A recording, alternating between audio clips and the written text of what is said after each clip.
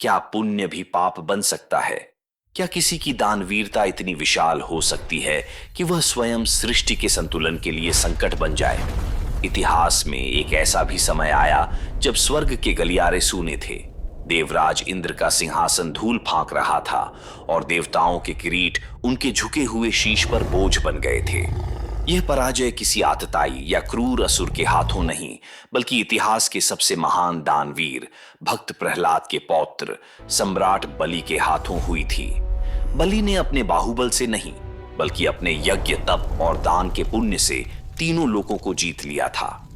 पर पुण्य के शिखर पर बैठा यही सम्राट अनजाने में अहंकार के अंधकार में घिर गया था।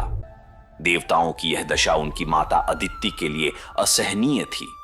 पुत्रों की आंखों में पराजय का दुख देख उनका हृदय हाहाकार कर उठा। अपने पति महर्षि कश्यप की सलाह पर उन्होंने सृष्टि के पालक भगवान विष्णु की शरण ली और उन्हें प्रसन्न करने के लिए कठोर पयोव्रत का संकल्प लिया।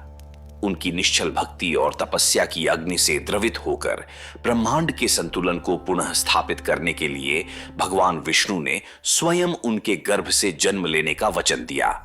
समय ने करवट ली और माता अदिति की कोख से एक ऐसे बालक का जन्म हुआ जो देखने में तो एक बौना ब्राह्मण था, पर जिसकी आंखों में ब्रह्मांड की गहराई और चेहरे पर सूर्य का तेज था। हाथ में एक छोटा सा छाता और काठ का कमंडल लिए इस बालक का नाम रखा गया वामन। वह नियति का वह छोटा सा सूत्र था जो इतिहास का सबसे बड़ा अध्याय लिखने वाला था। उसी समय नर्मदा के पवित्र तट पर राजा बलि अपने साम्राज्य को अजेय बनाने के लिए अश्वमेध यज्ञ कर रहे थे। उनकी घोषणा थी कि यज्ञ के पूर्ण होने तक उनके द्वार पर आया कोई भी याचक खाली हाथ नहीं लौटेगा। यज्ञ की भव्यता और बलि की कीर्ति सुनकर दूर दूर से लोग वहां एकत्रित थे।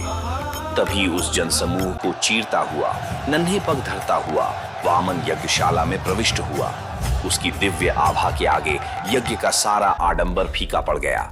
राजा बलि उस तेजस्वी बालक को देखते ही सिंहासन से उतर पड़े। उन्होंने पूर्ण आदर के साथ वामन का स्वागत किया, स्वयं उनके चरण पखारे और करबद्ध होकर बोले, हे ब्रह्मचारी, आपके आगमन से मेरा यज्ञ सफल हो गया। आज्ञा कीजिए, मैं आपकी क्या सेवा कर सकता हूं? वामन ने अपनी मधुर वाणी में कहा, हे दानवीर सम्राट, मुझे धन धान्य का मोह नहीं। आप बस मुझे उतनी ही भूमि दान में दे दीजिए जितनी मैं अपने 3 पगों में नाप सकूं। ये सुनकर बलि ठाका मारकर हंस पड़े। केवल 3 पग? हे बालक, तुम तो नादान हो।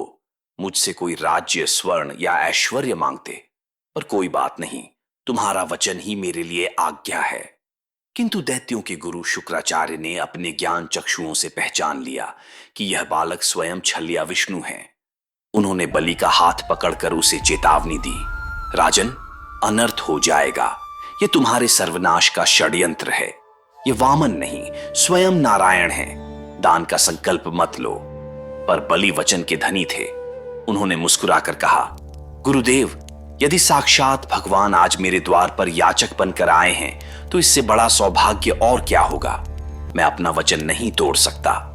यह कहकर बलि ने जल हाथ में लेकर 3 पग भूमि दान करने का संकल्प ले लिया और फिर वह हुआ जिसकी किसी ने कल्पना भी नहीं की थी।